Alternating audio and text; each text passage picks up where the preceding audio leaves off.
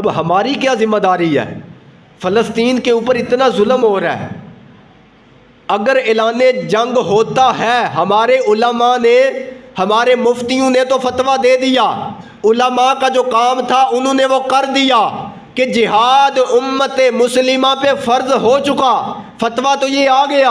اور مفتی اعظم پاکستان کا فتویٰ بھی آ گیا، ڈاکٹر اشرف آصف جلالی صاحب کا بھی فتویٰ آ گیا، دیگر میں نے کئی علماء اور مفتیوں سے سنا، سب نے یہ فتویٰ دیا کہ امت مسلمہ پہ اس وقت جہاد فرض ہو چکا ہے۔ لیکن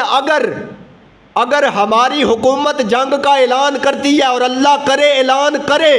پھر ہم نے پیچھے نہیں ہٹنا، کیونکہ کریم آقا صلی اللہ علیہ وسلم فرماتے ہیں، توجہ کرنا، حدیث مشکات کے اندر ہے، آقا فرماتے ہیں ثلاثۃ یضحک اللہ الیہم، آقا فرماتے ہیں 3 بندے ایسے ہیں جنہیں دیکھ کے رب مسکراتا ہے، اور علماء فرماتے ہیں رب کے مسکرانے کا مطلب یہ ہے کہ اللہ اس بندے کے سارے گناہ معاف کر کے اللہ اس سے راضی ہو جاتا ہے۔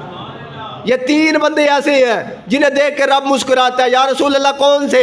آقا فرماتے ہیں الرجل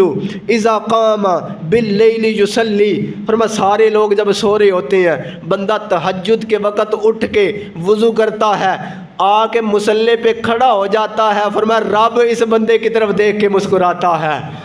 دوسرا بندہ، آقا فرماتے ہیں والوقوف اذا صفوا فی الصلاۃ، فرمایا جب اذان ہوتی ہے، لوگ مسجد میں آتے ہیں، اقامت پڑھی جاتی ہے، امام صاحب مصلی پہ آتے ہیں، آقا فرماتے ہیں جب لوگ صفیں سیدھی کر کے کھڑے ہو جاتے ہیں، جب لوگ نماز کے لیے صفوں میں کھڑے ہو جاتے ہیں، اللہ ان سب لوگوں کی طرف دیکھ کے مسکراتا ہے۔ اور تیسرا بندہ، آقا فرماتے ہیں والوقوف اذا صفوا فی قتال العدو، اور فرمایا جب میرے امتی دشمنوں کے خلاف نکلتے ہیں اور صفیں بنا کے جنگ کے لیے جب کھڑے ہو جاتے ہیں، آقا فرماتے ہیں رب ان سب کی طرف دیکھ کے مسکراتا ہے۔ تو اللہ کی راہ میں جنگ کرنا، اللہ کی راہ میں جہاد کرنا، یہ اللہ کا پسندیدہ عمل ہے۔ اور یاد رکھنا، لوگ کہتے ہیں وہ جی اسلام تو امن کا درس دیتا ہے، بالکل اسلام امن کا درس دیتا ہے، لیکن یاد رکھنا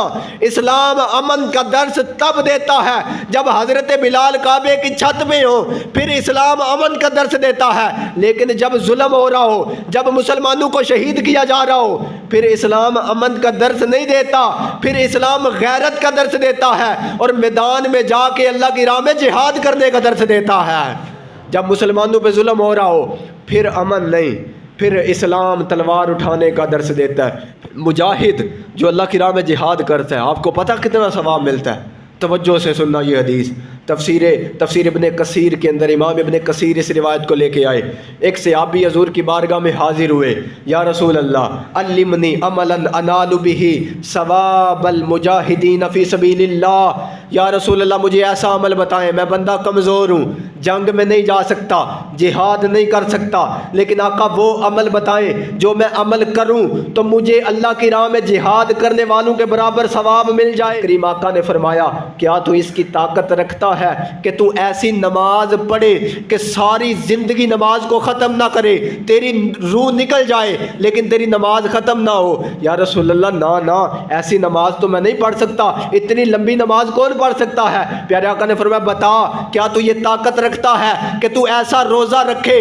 کہ ساری زندگی روزہ افطار نہ کرے، تیری روح نکل جائے، تو روزہ افطار نہ کرے؟ یا رسول اللہ نہیں، ایسی طاقت کون رکھتا ہے، اتنا لمبا روزہ کون رکھ سکتا ہے؟ کریم آقا صلی اللہ علیہ وسلم فرمانے لگے اے میرے غلام، اگر تجھے اللہ اتنی طاقت عطا فرمائے کہ تو ایسی نماز پڑھے کہ ساری زندگی نماز پڑھتا رہے، نماز کو ختم نہ کرے، ایسا روزہ رکھے ساری زندگی روزہ افطار نہ کرے، فرمایا پھر بھی جو اللہ مجاہد کو، جو اللہ اپنی راہ میں جنگ کرنے والے کو اجر عطا فرماتا ہے، فرمایا پھر بھی تجھے اللہ وہ اجر نہیں عطا فرمائے گا۔ اور دیکھو آج اگر ہم غزہ کی حالت دیکھتے ہیں، آج اگر ہم فلسطین کی حالت دیکھتے ہیں، تو مجھے یہ آیت یاد آتی ہے سورہ نساء کی۔ اللہ فرماتا ہے اور سنو، یہ آیت جھنجھوڑ رہی ہے امت مسلمہ کو،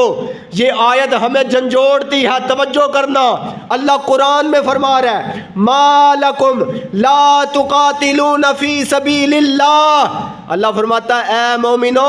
او کیا مسئلہ ہے تمہیں، تم اللہ کی راہ میں جنگ کیوں نہیں کرتے؟ او کیا ہے تمہیں، تم اللہ کی راہ میں جنگ کیوں نہیں کرتے؟